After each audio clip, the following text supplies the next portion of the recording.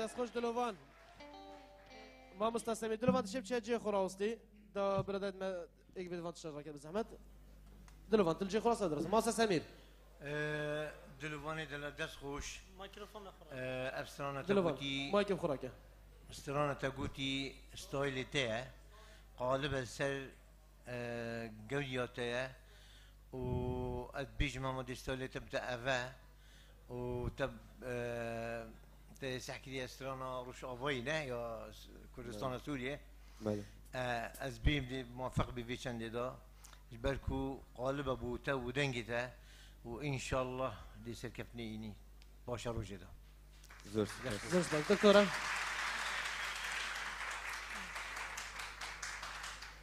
جلوان قالك باش